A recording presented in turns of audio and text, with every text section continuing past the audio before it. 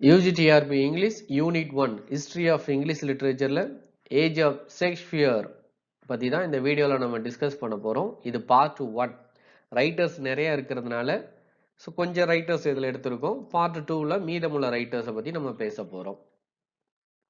First writer sir Thomas Wyatt. Wyatt and Surrey அப்படின்னு ரெண்டு பேர்த்த பத்தி நம்ம பேசியிருப்போம். இவங்க தான் இங்கிலீஷ் லிட்டரேச்சர்ல சானட்டை வந்து இன்ட்ரடியூஸ் பண்ணவங்க. ஸோ சர் தாமஸ் ஒயிட் இவருடைய பீரியட் வந்து பார்த்தீங்கன்னா 1503லேருந்து 1542 வரைக்கும். He was a 16th century poet and English ambassador in the region of Henry VIII. Henry VIII உடைய பீரியட்ல இவர் வந்து ஒரு இங்கிலீஷ்ல அம்பாசிடராக இருந்தவர். He was born in Kent. Kentங்கிற பிளேஸ்ல தான் இவர் பிறந்தார். His father was Henry White, was a counselor in the court of Henry VIII.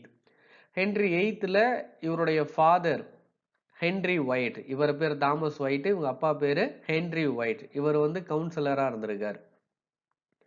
He introduced Petrarchian sonnet in English. இவர் தான் பெட்ராக்கியன் சானட்டை இங்கிலீஷ் ஃபார்ம்ல கொண்டு வந்தவங்க. சானட் அப்படின்னா 12 lines 14 lines இருக்கும்.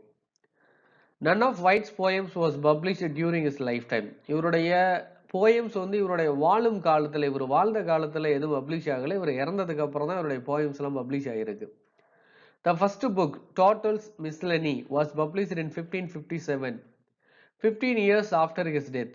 இவர் இறந்து 15 வருஷத்துக்கு அப்புறம் தான் இந்த Tottel's Miscellanyங்கிற புக்கு வந்து பப்ளிஷ் ஆச்சு. அது வந்து கலெக்ஷன் ஆஃப் போயம்ஸ். அது பப்ளிஷ் ஆன இயர் வந்து 1557. In 1535, White was knighted and appointed High Sheriff of Kent, and in 1541 was elected Knight of Shire. So 1535ல இவர் வந்து நைட் ஆக்குறாங்க. அதுக்கப்புறம் திரும்ப அவருக்கு என்ன பதவி கிடைக்குது? ஹை ஷெரீஃப், அந்த கென்ட்டோடைய ஹை ஷெரீஃப்ங்கிற பொசிஷன் இவருக்கு கிடைக்குது. 1541ல he was elected a Knight of Shire அப்படிங்கிற பொசிஷன் இவருக்கு கிடைக்குது. In 1520 he married to Elizabeth Brooke. Elizabeth ப்ரூக்குங்கிற லேடியை ஒரு மேரேஜ் பண்ணிக்கிறார். Tottel's Miscellany was named after its printer Richard Tottel, who included 97 poems attributed to White among total 271 poems. So இந்த Richard டோட்டலுங்கிறவர் தான் அந்த டோட்டல்ஸ் மிஸ்லனிங்கிற புக்கை வந்து பப்ளிஷ் பண்ணுறாரு. அவர் ஒரு பிரிண்டரு. அதில் வந்து பார்த்தீங்கன்னா 271 போயம்ஸ் இருக்குது. அதில் 97 போயம்ஸ் வந்து ஒயிட்டோட poems. He experimented stanza forms like Randive, epigrams, Desro-rima, October-rima, satires, mono-rime, quatrains, iambic, tetrameter.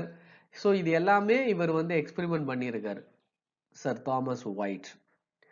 C.S. Lewis இவரை என்னன்னு சொல்றாருன்னா, he is a father of draft age அப்படின்னு சொல்றாரு. In 1536, White was imprisoned in the Tower of London for allegedly committing adultery with Anne Boleyn, the wife of Henry VIII. Henry VIII, the king வந்து Henry VIII, அவருடைய wife பேர் தான் ஆனி போலின். So இந்த லேடியோட இவர் வந்து illicit relationship வச்சிருக்காருங்கிறதுக்காக இவரை வந்து imprison பண்றாங்க. The structure of White's sonnet or Petrarchian sonnet is octave and sestet and caesura in between.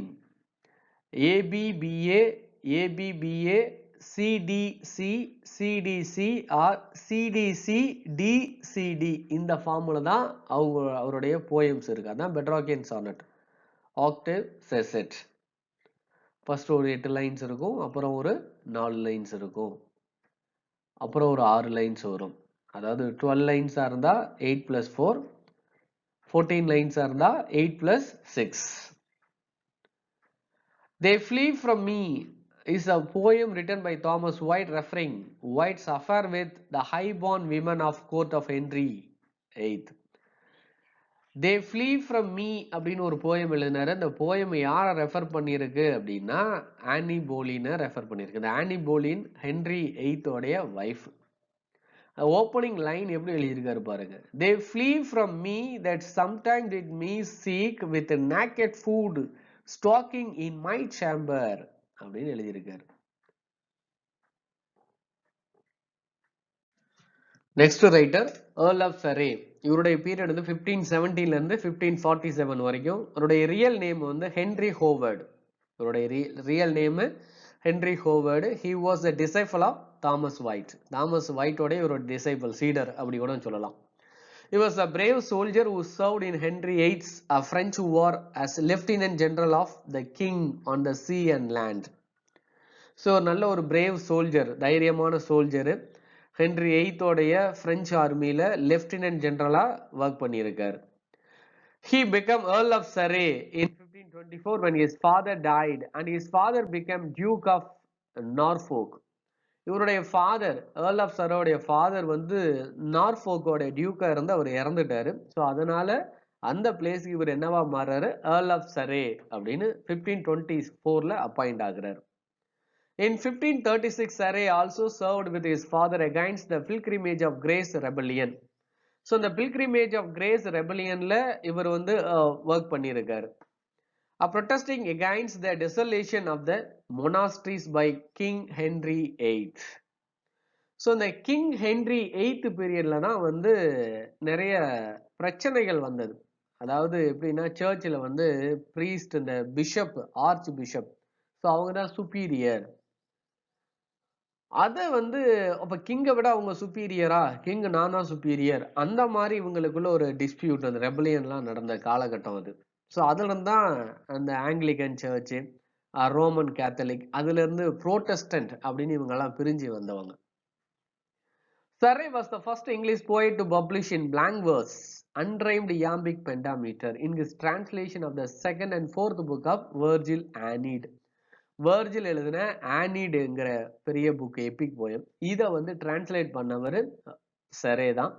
So இதை பண்ணும்போது அவர் என்ன இன்ட்ரடியூஸ் பண்ணியிருக்காரு அப்படின்னா, டேர்ம்ஸ் பிளாங்க் வேர்ஸ் நம்ம கேள்விப்பட்டிருப்போம். இந்த பிளாங்க் வேர்ஸை இன்ட்ரடியூஸ் பண்ணவர் இவர் தான். ஸோ இந்த பிளாங்க் வேர்ஸ் அப்படின்னா unrhymed iambic pentameter. Together with White, he translated Bedrockian sonnets and hence known as fathers of English sonnets. So பெட்ராக்கியனுடைய சானட்டை வந்து இவர் டிரான்ஸ்லேட் பண்ணார். யாரு கூட சேர்ந்துக்கிட்டு? ஒயிட்டு கூட சேர்ந்துக்கிட்டு. ஸோ அதனால தான் இவங்களை வந்து நம்ம என்னன்னு சொல்றோம், ஃபாதர்ஸ் ஆஃப் இங்கிலீஷ் சானட்ஸ் அப்படின்னு சொல்றோம். அப்போ இங்கிலீஷ்க்கு சானட்டை வந்து இன்ட்ரடியூஸ் பண்ணவங்க இவங்க தான், Wyatt and Surrey. Rather, White introduced sonnet into English, but it was Surrey who gave them the rhyming meter and the division into quatrains, and now characterizes the sonnet as Shakespearean sonnet or English sonnet or Elizabethan sonnet. So wide வந்து இங்கிலீஷுக்கு sonnet introduce பண்ணியிருந்தாலும் சரே தான் வந்து அந்த rhyming metre, இந்த scheme எல்லாம் கொடுத்தது சரே தான். So அதனால தான் இன்னைக்கு அதுலேருந்து டெவலப் ஆகி இங்கிலீஷ் சானட் நம்ம சொல்கிறோம், ஷேக்ஸ்பியரன் சானட்னு சொல்கிறோம். இது எலிசபெத்தன் பீரியடாக இருக்கிறதுனால எலிசபெத்தன் சானட் அப்படின்னு நம்ம சொல்லுவாங்க. Henry VIII was suffering of psychotic disorder and he realized that Surrey is planning to usurp the crown from his son Edward VI. So he imprisoned Surrey and his father and sentenced to death. இப்போ இவருக்கு உடம்பு சரியில்லை, Henry எய்த்துக்கு psychotic டிசார்டராக இருக்காரு. இந்த சமயத்துல இவர் என்ன plan பண்ணியிருக்கலாம், சரே வந்து சரி எப்படியாவது நம்ம இந்த த்ரானை கைப்பற்றிடுவோம், கிங்டமை நம்ம கைப்பற்றிடுவோம்னு இவர் ஏதாவது பிளான் பண்ணியிருக்கலாம். ஸோ ஹென்ரி எய்த் என்ன நினைக்கிறாரு, நம்ம சன் எட்வர்டு VI இருக்கான், அவனை விட்டுட்டு இவன் பிளான் பண்றான் போலதுன்னு சொல்லி அவருடைய திங்கிங்ல வந்ததுனால சரேவை தூக்கி என்ன பண்றாரு, ஜெயிலில் போட்டாரு. Surrey was beheaded on 13 January 1547 and his father was survived. இப்போ சரே வந்து beheaded பண்ணிடுறாங்க, அதாவது தலையை வெட்டி சாகடிக்கிறது. எப்போன்னா 13/15/47, ஜனவரி 13ல 1547ல பண்ணிடுறாங்க. His father is survived, அவங்க அப்பா விட்டுறாங்க. He remains in prison. Surrey was portrayed by an actor, David O'Hara, in The Tudors, a television series that ran from 2007 to 2010. 2007ல இருந்து 2010 வரைக்கும் டெலிவிஷன்ல சீரியஸ் வந்துச்சு, நம்ம பார்க்குறோம்ல டிவி சீரியல் அந்த மாதிரி, அது டியூடர்ஸ் அப்படின்ட்டு. அதில் ஆக்டர் டேவிட் ஓஹோராங்கிறவர் சரேவை பற்றி போர்ட்ரே பண்ணியிருக்காரு. Surrey sonnets were addressed to Geraldine. சரேவுடைய சானட் வந்து யாரை வந்து அட்ரஸ் பண்ணுது அப்படின்னா Geraldine. The structure of English sonnet, which was founded by Surrey, has 3 quatrains and a couplet.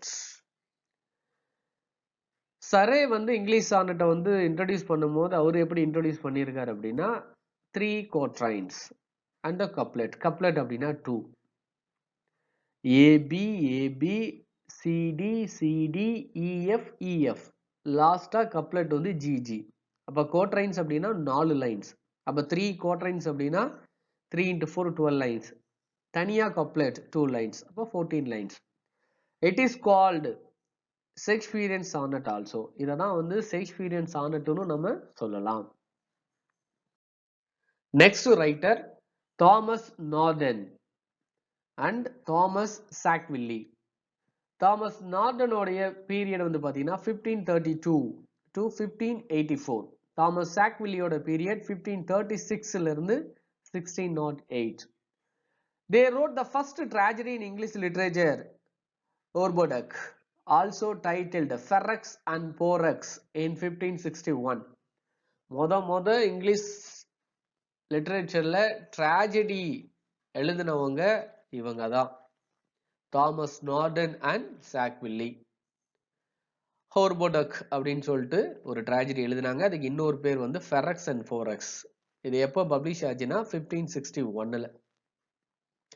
It was performed at the Christmas celebration given by the Inner Temple in 1561 and performed before Queen Elizabeth I on 18th January 1562.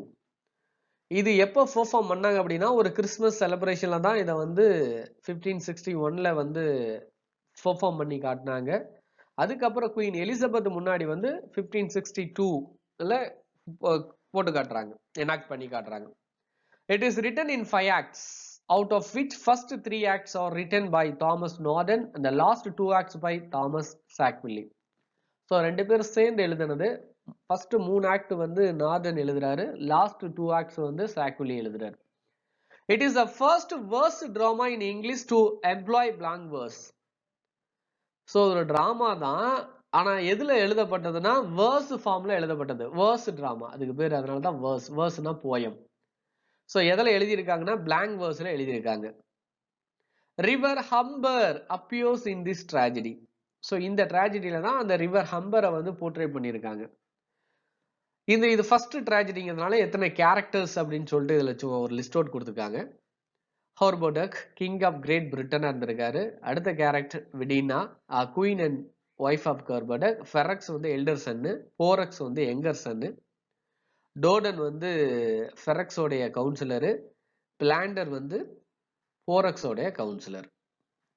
இது வந்து extra ஒரு information தெரிஞ்சுக்கணுங்கிறதுக்காக. Next ரொம்ப முக்கியமானவர் Edmund Spencer.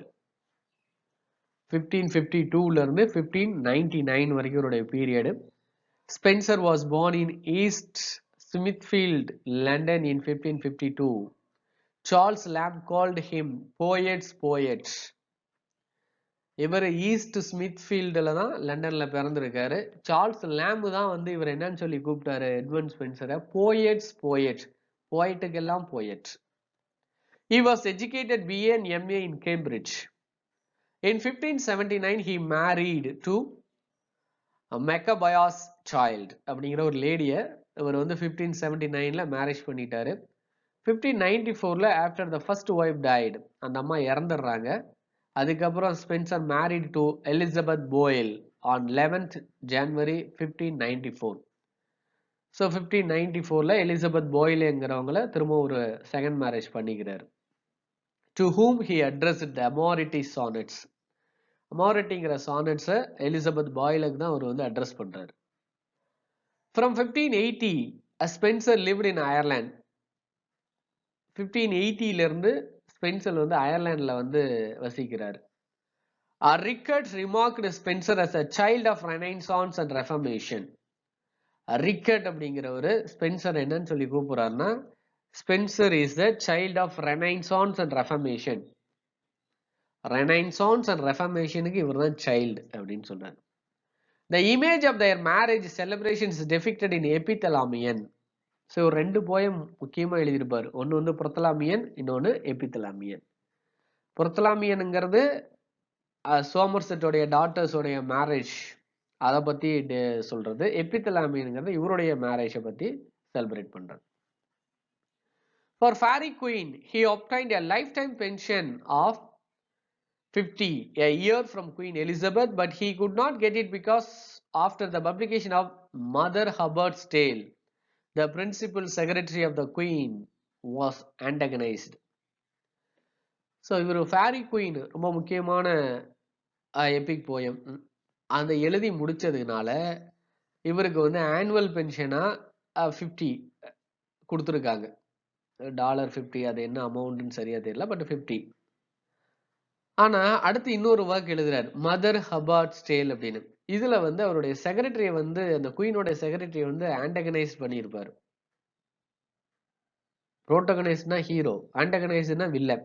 So வில்லனியஸா பண்ணினதுனால அந்த பென்ஷனை வந்து அவங்க stop பண்ணிட்டாங்க.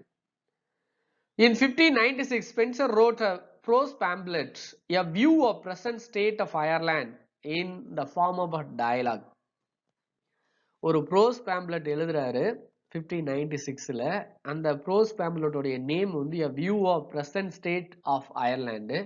But அந்த ப்ரோஸ் பேம்ப்லெட்டை எந்த ஃபார்ம்ல எழுதுறாருன்னா டயலாக் ஃபார்ம்ல, கான்வர்சேஷன் ஃபார்ம்ல எழுதுறாரு.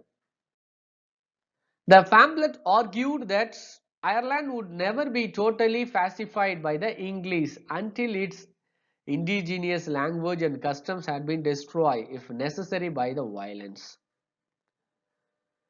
ஸோ அயர்லாந்து வந்து எப்போவுமே வந்து தனித்து இல்லை, அது வந்து இங்கிலீஷோட வந்து இங்கிலீஷ் லாங்குவேஜ் அந்த இங்கிலாண்டோட அது வந்து ஒற்றி போய் தான் இருக்கு அப்படின்னு சொல்றாரு.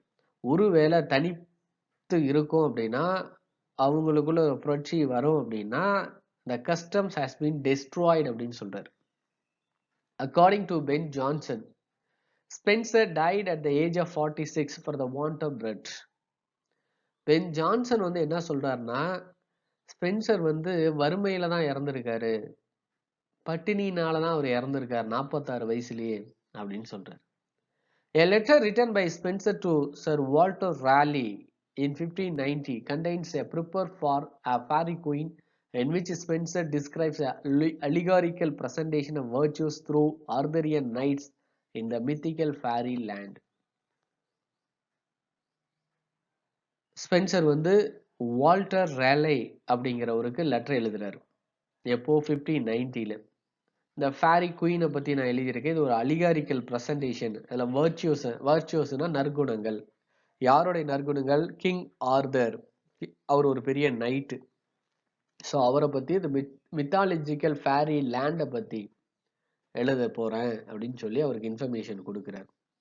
This letter outlines the plan for 24 books. அந்த லெட்டரில் அவர் என்ன மென்ஷன் பண்ணியிருக்காருன்னா 24 புக்ஸ், ஃபேரி குயின்ல 24 புக்ஸ் வந்து எழுத போகிறேன் அப்படின்னு சொல்லிக்கிறேன். 12 based on knights who exemplifies the private virtues and 12 public virtues centered on King Arthur. மொத்தம் 24 புக் எழுத போகிறேன். அதில் 12 புக்கு வந்து அவருடைய ப்ரைவேட் வர்ச்சூஸ், பர்சனல் வர்ச்சூஸை பற்றி, ரிமைனிங் 12 புக்ஸ் வந்து பப்ளிக் வர்ச்சுஸை பற்றி எழுத போகிறேன்னு சொல்லியிருக்காரு. C.S.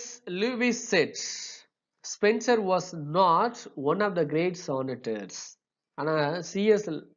லீவிஸ் வந்து என்ன சொல்றாருன்னா, ஸ்பென்சர் வந்து ரொம்ப ஒரு பெரிய சானட்டர்ஸில் ஒருத்தர்லாம் கிடையாது, நார்மல் அப்படின்னு சொல்றாரு. ட்ரைடன் ரிமார்க்ஸ் தட், ட்ரைடன் என்ன சொல்றாரு, Shakespeare himself might be not have achieved so much if Spencer had not lived and labored. ஷேக்ஸ்பியருக்கு முன்னாடி ஸ்பென்சர் இவ்வளோ கான்ட்ரிபியூஷன் இங்கிலீஷ் லாங்குவேஜில் கொடுக்கல அப்படின்னா ஷேக்ஸ்பியர் இந்த அளவுக்கு அச்சீவ் பண்ணியிருக்கவே முடியாது அப்படின்னு சொல்லி ட்ரைடன் கொடுக்குறாரு. W.B. Yeats called Spencer the first salaried moralist. முத சேலரி வாங்கின மாரலிஸ்ட் இவர் தான் அப்படிங்கிறாரு. Milton in his Aerobatia called Spencer, Milton in his Aeropagitica called Spencer our sage and serious poet, whom I dare be known to think a better teacher than the scouts or Aquinas. Milton நல்லா price பண்ணியிருக்காரு ஸ்பென்சரை பார்த்து.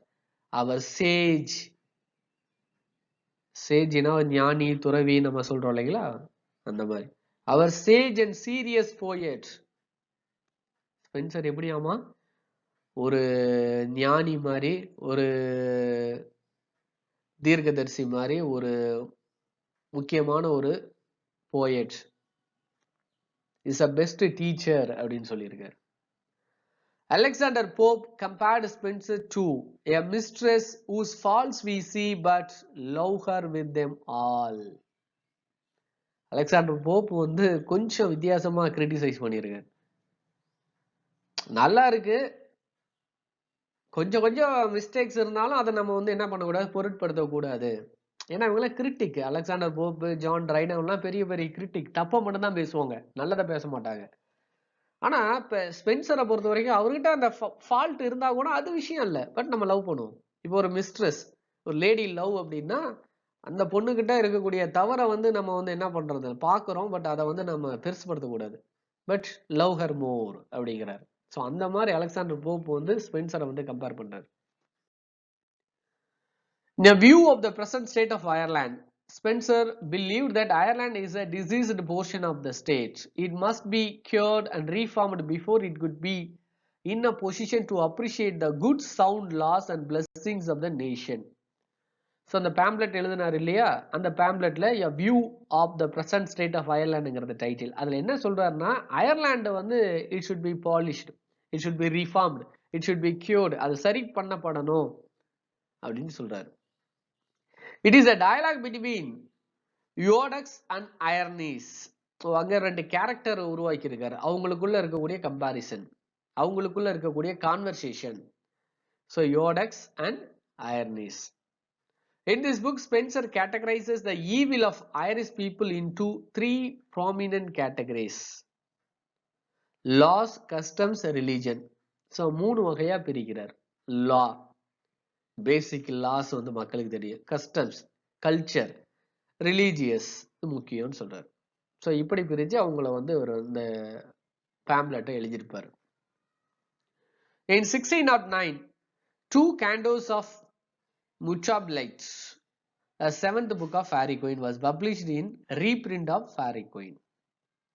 So 2 கேண்டோஸை வந்து என்ன பண்ணியிருக்காங்க, reprint பண்ணியிருக்காங்க Faerie Queene. அதுதான் வந்து 7th book of Faerie Queene அப்படின்னு சொல்றோம். அதுக்கு தான் 2 கேண்டோஸ்ங்கிறது என்ன பேர் வச்சிருக்காங்க, 2 cantos of Muchablite. In 1611, the first folio edition of Spencer's work was published. So first folio, Spencer உடைய first folio வந்து 1611ல பப்ளிஷ் ஆச்சு. இந்த இயர்லாம் முக்கியம், இதெல்லாம் கொஸ்டினா மாறும். Ben Jonson opined that Spencer writ no language. Spencer உடைய ரிட்ல வந்து என்ன கிடையாது, no language ன்னு சொல்லிட்டார்.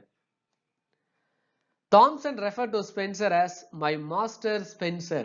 Thomson தான் வந்து என்னுடைய master, Spencer is my master, I followed him அப்படின்னு சொல்றாரு. Wordsworth praised Spencer as the embodiment of nobility, purity and sweetness in his White Dwarf Railstone, the fate of the Northern, which is a long narrative poem. William Wordsworth ஒரு poem எழுதினார், ஒரு long narrative poem. அந்த போயமுடைய பேரு the White Doe of Rylstone, இல்லைன்னா அதுக்கு இன்னொரு பேரு the Fate of the Nortons. இதுல ஸ்பென்சரை ரொம்ப பிரைஸ் பண்ணி எழுதியிருப்பாரு. The embodiment of nobility, purity, sweetness. அவர் தான் வந்து நொபிலிட்டி, அவர் தான் பியூரிட்டி, புனிதம் இருக்கு, ஸ்வீட்னஸ் இனிமை இருக்கு அப்படின்னு சொல்லியிருப்பார். In his The Prelude Book 3, வேர்ட்ஸ்வர்த்தோடைய இன்னொரு ஒர்க் Prelude Book 3ல ஸ்பென்சரை பத்தி திரும்ப எழுதியிருப்பாரு. Sweet Spencer, moving through his clouded heaven with the moon's beauty and moon's soft face. Sweet Spencer, moving through his clouded heaven, ஆகாயத்துல அப்படியே மேகம் எப்படி போயிட்டு இருக்குமோ அந்த மாதிரி அவர் வந்து அவருடைய மூவ்மெண்ட் இருக்கு அப்படிங்கிறார். Hazlitt said about Lamb as he had succeeded as a writer not by conforming to the spirit of the age but opposition to it அப்படின்னு சொல்லியிருக்காரு. ஸோ எட்மண்ட் ஸ்பென்சரோடைய ஒரு முக்கியமான ஒர்க்ஸ் லிஸ்ட் அவுட் பண்ணியிருக்காங்க. ஃபேரி குயின் 1590ல 3 புக்ஸ் பப்ளிஷ் ஆயிருக்கு. 1596ல 6 books publish ஆயிருக்கு. அப்போ டோட்டலா 9 books தான் பப்ளிஷ் ஆயிருக்கு. ஆனா அவருடைய பிளான் வந்து என்னதுங்க 24 புக்ஸ். ஃபேரி குயின்ல மொத்தம் 24 புக் எழுதுறதுக்கு பிளான் பண்ணியிருக்காரு. 12 புக் வந்து பிரைவேட் வர்ச்சுஸை பத்தி, ரிமைனிங் 12 புக் வந்து பர்சனல் பப்ளிக் வர்ச்சுஸை பத்தி. சரிங்களா? அப்போ டோட்டலா 24 புக்ஸ் பிளான் பண்ணவரு எத்தனை புக்ஸ் தான் முடிச்சிருக்காரு? 9 புக்ஸ் தான். அதே பார்த்தீங்கன்னா 3 புக் வந்து 1590ல பப்ளிஷ் ஆயிருக்கு. ரிமைனிங் 6 புக்ஸ் வந்து 1596. அடுத்து ரொம்ப முக்கியமான ஒர்க் ஷெப்பர்ட்ஸ் கேலண்டரு, மோரிட்டி சானட்ஸ். இதுதான் அவருடைய செகண்ட் வைஃப் வந்து அட்ரஸ் பண்ணியிருக்காரு. எபித்தலாமியன் தான் அந்த மேரேஜை வந்து செலிப்ரேட் பண்ணது. பிரத்தலாமியனுங்கிறது அந்த டாட்டர்ஸ் ஆஃப் சாமர்செட் அவங்களுடைய மேரேஜை வந்து செலிப்ரேட் பண்ணதுக்காக எழுதியிருப்பாரு. Astrophel Colin Clouts Come Home Again அப்படின்னு ஒன்று எழுதியிருக்காரு. Mother Hubberd's Tale or Prosopopoeia இப்படின்னு ஒரு ஒர்க் எழுதினார். இந்த ஒர்க், இந்த லாஸ்ட் ஒர்க் எழுதுனாலதான் அவருக்கு வந்து அந்த பென்ஷன் கட் ஆனது. நெக்ஸ்ட் எட்மண்ட் ஸ்பென்சரோடைய மைனர் போயம்ஸ். டாஃப்னைடா அப்படின்னு ஒன்று எழுதியிருக்காரு. an elegy upon the death of the noble and venturous lady Douglas Howard. Lady Douglas ஹோவர்டுங்கிறவங்க ஒரு நோபல் விமன், அவங்க இறந்துடுறாங்க. அவங்களுக்காக எலிஜி ஒன்று எழுதுறாரு. கம்ப்ளைண்ட்ஸ் அப்படின்னு ஒரு ஒர்க் எழுதியிருக்காரு. sundry small poems of the world vanity, a collection of 9 poems. இது 1591ல வந்திருக்கு. இது வந்து ஒரு 9 poems உடைய கலெக்ஷன். தேர்ட் வந்து the tears of the muses அப்படின்னு எழுதியிருக்காரு. இதை வந்து யாருக்கு டெடிகேட் பண்ணியிருக்காருன்னா லேடி ஸ்ட்ரேஞ்ச் அப்படின்னு பண்ணியிருக்காரு. the ruins of time அப்படின்னு ஒரு work. the visions of Betrock, 4 hymns, hymns to beauty. hymns அப்படின்னா சாங்ஸ்னு அர்த்தம். hymnsனா சாங்ஸ். அப்போ the view of present state of Irelandங்கிறது இது வந்து பேம்லெட் 1596ல. இதுதான் வந்து டயலாக் ஃபார்ம்ல வந்தது. ஸோ இதுதான் வந்து ஸ்பென்சரை பத்தின ஒரு இன்ட்ரடக்ஷன். நெக்ஸ்ட் அவருடைய ஸ்டான்ஸா எப்படி இருக்கும், ஸ்பென்சரியன் ஸ்டான்ஸா எப்படி இருக்குன்னு பார்க்கலாம். The stanza's main meter is 8-line iambic pentameter with the final line in iambic hexameter having 6 feet or stresses known as alexandrine.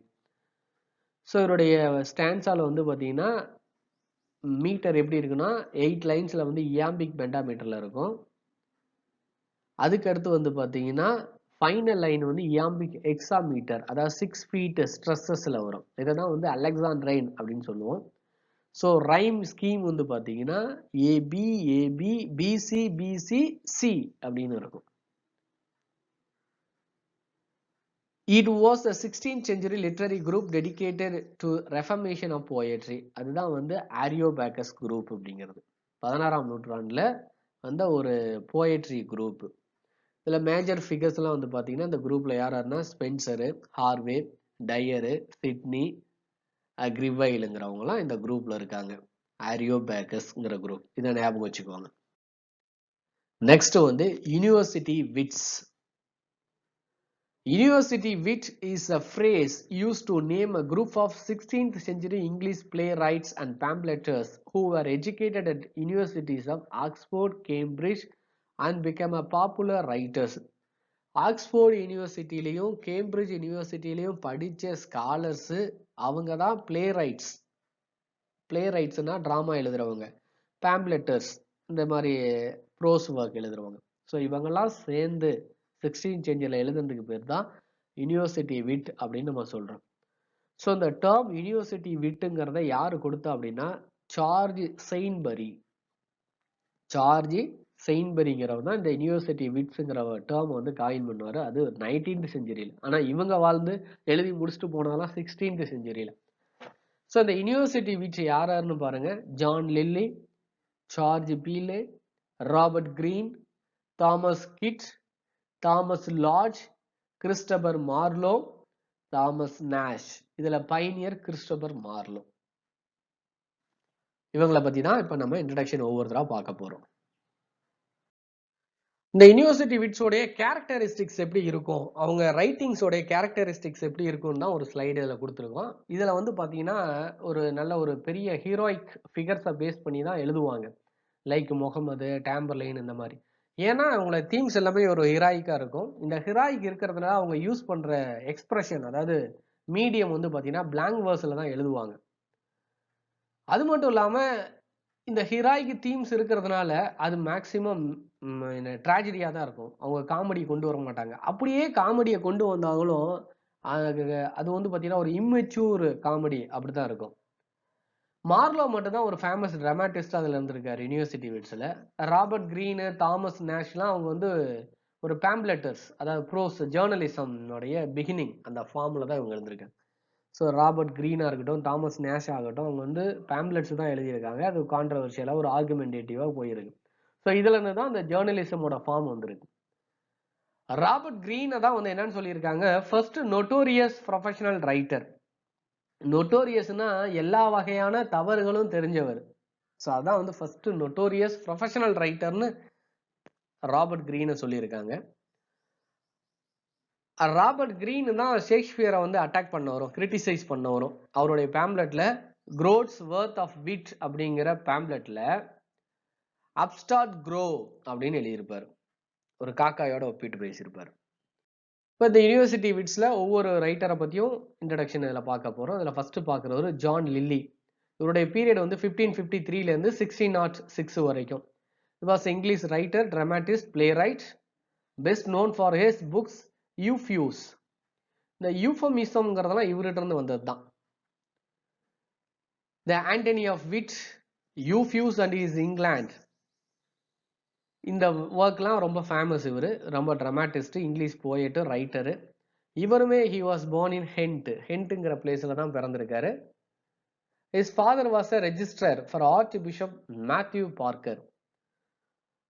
So இவருடைய காலகட்டத்தில் மேத்யூ பார்க்கருங்கிற ஒரு ஆர்ச் பிஷப் இருந்தார். அவர்கிட்ட தான் ரெஜிஸ்ட்ரராக இவங்க அப்பா ஒர்க் பண்ணியிருக்காரு. He was a student at Magdalen College, ஆக்ஸ்போர்டில் படித்தவர். இவர் வந்து இவருடைய பிளேஸ் எல்லாமே acted before Queen Elizabeth by children of Chapel and the children of Paul at the Blackfriars theatre. Blackfriars தேட்டரில் குவீன் எலிசபெத் முன்னாடி இவருடைய பிளேஸ் எல்லாம் எனாக்ட் பண்ணி காட்டியிருக்காங்க. ஸோ 1632ல் 6 காமெடிஸ் வந்து பிரிண்ட் ஆகியிருக்கு. ஸோ அதுதான் வந்து Endymion, Campaspe, Sapho and Phao, Gallathea, Midas, Mother Bombie. இவருடைய மேஜர் ஒர்க்ஸ்னு பார்த்தீங்கன்னா யூஃப்யூஸ் ரொம்ப முக்கியம். இதை தான் வந்து த அனாட்டமி ஆஃப் விட் அப்படின்னு சொல்கிறோம், 1578ல் வந்திருக்கு. அடுத்து யூஃப்யூஸ் அண்ட் ஹிஸ் இங்கிலாண்டுன்னு ஒன்று எழுதியிருக்காரு, 1580. Sapho and Phao, 1584. Endymion, the man in the moon அப்படின்னு எழுதியிருக்காரு, 1591. The women in the moon அப்படின்னு ஒன்று எழுதியிருக்காரு, 1595ல். கேம்பாஸ்பே அப்படின்னு ஒன்று எழுதியிருக்காரு, 1584ல். Gallathea, 1592. Midas, 1592. Mother Bombie, 1594. Next George Peele. இவருடைய பீரியட் வந்து பார்த்தீங்கன்னா 1556லேருந்து 1596 வரைக்கும். இவர் ஒரு English translator, dramatist. He is the most famous for his collaborative writing with Shakespeare on the play Titus Andronicus. ஷேக்ஸ்பியரோட சேர்ந்து கொலாபரேட்டிவ் ஒர்க் பண்ணியிருக்காரு சார்ஜ் பீலே. இவருடைய பிளேஸ் டிராமாஸ் வந்து பார்த்தீங்கன்னா the Arraignment of Paris, 1584. Edward 1 வந்து 1593ல் எழுதியிருக்காரு. Famous chronicle of the king Edward the ஃபர்ஸ்ட்டை பற்றி எழுதியிருக்காரு. த பேட்டில் ஆஃப் அல்கசார், 1589ல் வந்து எழுதியிருக்காரு. ஆனால் பப்ளிஷ் ஆனது 1594 தான். த ஓல்டு வைஃப்ஸ் டேல், இது வந்து 1595ல் எழுதியிருக்காரு. இது ஒரு ட்ராமா. சர் கிளியோமான் அண்ட் சர் கிளாமைட்ஸ், இது வந்து ஒரு டிராஜிக் காமெடி, 1599ல் எழுதியிருக்காரு. ஃபேர்வெல் டு ஆர்ம்ஸ் அப்படின்னு ஒன்று எழுதியிருக்காரு. A sonnet song written for the retirement of an aging knight served for Queen Elizabeth. Queen எலிசபெத்துக்கு நைட்டா ஒர்க் பண்ணி அவர் ரிட்டையர்மெண்ட் ஆன ஒருத்தருக்கு, அதான் ஃபேர்வெல் டு ஆர்ம்ஸ் அப்படின்னு எழுதியிருக்காரு. Next writer Robert Greene. 1558ல இருந்து 1592 வரைக்கும் இவருடைய பீரியடு. இவர் ஒரு யூனிவர்சிட்டி விட்ஸ்ல ஒருத்தர். இவருடைய பேம்லெட்ஸ், ஃபேமஸான பேம்லெட்ஸ் வந்து பார்த்தீங்கன்னா கிரீன்ஸ் 1592ல வந்தது. குரோட்ஸ் ஒர்த் ஆஃப் விட் 1592ல வந்தது. இதில் தான் ஷேக்ஸ்பியரை வந்து கிரிட்டிசைஸ் பண்ணியிருப்பார், அப்ஸ்டார்ட் க்ரோ அப்படின்னு. Bought with the million of repentance அப்படின்னு ஒரு ஒர்க் எழுதியிருக்காரு. இதுவும் பேம்லெட் தான் 1592ல. He published many genres as plays, romances, autobiographies, etc. இது போக நிறைய dramas, romances, autobiographies. Biography, autobiography. பயோகிராஃபினா நம்ம மற்றவங்களை பற்றி எழுதுறது, ஆட்டோபயோகிராஃபினா சுயசரிதை, நம்மளை பற்றி எழுதிக்கிறது. Green's literary career began with the publication of Mammalia, the Mirror of Looking Glass for the Ladies of England, dedicated to Lord Darcy of the North. So literary career எப்படி ஸ்டார்ட் ஆச்சுன்னா, மேமிலியாங்கிற ஒர்க்கில் தான். அதுக்கு இன்னொரு பேர் மிரர் ஆர் லுக்கிங் கிளாஸ்ன்னு அர்த்தம். இது வந்து இங்கிலாண்டில் இருக்கக்கூடிய லேடிஸ், சரிங்களா. இதை டெடிகேட் யாருக்கு பண்ணியிருக்காரு அப்படின்னா, லார்ட் டார்கி ஆஃப் த நார்த்துக்கு அவர் வந்து பண்ணியிருக்காரு. கிரீன்ஸோட romances were written in highly wrought style with reached at the highest level in Pantasto and Manaphone. Manaphone is dedicated to Lady Hales, wife of the late deceased James Hales. இந்த மேனஃபோனுங்கிற ஒர்க்கை யாருக்கு dedicate பண்ணியிருக்காருன்னா, lady ஹேல்ஸுக்கு dedicate பண்ணியிருக்காரு. இந்த lady Hales யார் அப்படின்னா, sir James ஹேல்ஸோடைய wife. அது போக இவருடைய மீதமுள்ள ஒர்க்ஸ் எல்லாம் கீழே லிஸ்ட் அவுட் பண்ணியிருக்கோம். The Scottish History of James IV, Alphonsus, Friar Bacon and Friar Bungay, Orlando Furioso, based on Aristo's Orlando Furioso. அரிஸ்டோடைய ஓர்லாண்டோ ஃபூரியஸோ பேஸ் பண்ணி தான் இவர் வந்து ஆர்லாண்டோ ஃபூரியஸோன்னு எழுதியிருக்கார். ராபர்ட் கிரீனோடைய வேர்ஸ்னா போயம் என்ன எழுதியிருக்காரு பாருங்க. எ மெய்டன்ஸ் ட்ரீம் அப்படின்னு ஒன்று எழுதியிருக்கார் 1591ல. இதை யாருக்கு டெடிகேட் பண்றாருன்னா, லேடி எலிசபெத் ஹேட்டன். இந்த லேடி எலிசபெத் ஹேட்டன் யாருன்னா, சர் வில்லியம் ஹேட்டனுடைய மிஸ்ஸஸ் ஒய்ஃப். பிளேஸ், டிராமாஸ் எழுதியிருக்காரு. Friar Bacon and Friar Bungay 1590ல இது பப்ளிஷ் ஆயிருக்கு. இதனுடைய original title the honourable history of Friar Bacon and Friar Bungay a comedy அப்படின்னு இருக்கு. The history of Orlando Furioso 1590. A Looking Glass for London and England with Thomas Lodge 1590. Thomas லாட்ஜோட சேர்ந்து இந்த work எழுதியிருக்காரு, A Looking Glass for London and England அப்படின்னு. The Scottish History of James IV 1590ல எழுதியிருக்காரு. The Comical History of Alphonsus, the King of Aragon 1590ல எழுதியிருக்காரு. அதுபோக Groats, The Worth of Wit. It was printed for right by John Dander and John Wolf. ஸோ இதுதான் Robert கிரீனோடைய works. அடுத்து Robert கிரீனோடைய other works. Mamillia, அதில் mirror or looking glass for the ladies of England, it is dedicated to Darcy of the North நாங்கள் பார்த்தோம். அது இன்னொன்று மேமிலியா, த செகண்ட் பார்ட். இது triumph of Pallas, it is dedicated to Robert Lee and Roger Portington. இப்படி ஒரு 2 பேர்த்துக்கு அதை வந்து டெடிகேட் பண்ணியிருக்காரு. ஃபேர்வெல் டு ஃபோலி அப்படின்னு ஒன்று எழுதியிருக்காரு. இதை யாருக்கு டெடிகேட் பண்ணியிருக்காருன்னா, ராபர்ட் கேரிக்கு. பேண்டஸ்டோ அப்படின்னு ஒன்று எழுதியிருக்காரு. இது யாருக்கு டெடிகேட் பண்ணியிருக்காருன்னா, சார்ஜ் கிளிஃபோர்டுக்கு பண்ணியிருக்காரு. The anatomy of lovers flatteries அப்படின்னு ஒன்று எழுதியிருக்காரு. இதை யாருக்கு டெடிகேட் பண்ணியிருக்காருன்னா, Mary Rogers, wife to master Hugh Roger of Everton. அடுத்து அர்பாஸ்டோ அப்படின்னு ஒன்று எழுதியிருக்காரு. இது அனாட்டமி ஆஃப் ஃபார்ச்சூன் அப்படின்னு 1584ல இதை வந்து பப்ளிஷ் பண்ணியிருக்காங்க. இதை யாருக்கு டெடிகேட் பண்ணியிருக்காருன்னா, மேரி டால்போட் அப்படிங்கிறவருக்கு. யூஃபூஸ் ஒன்று எழுதியிருக்காரு. is censure to Plautus அப்படிங்கிற ஃபார்மில்.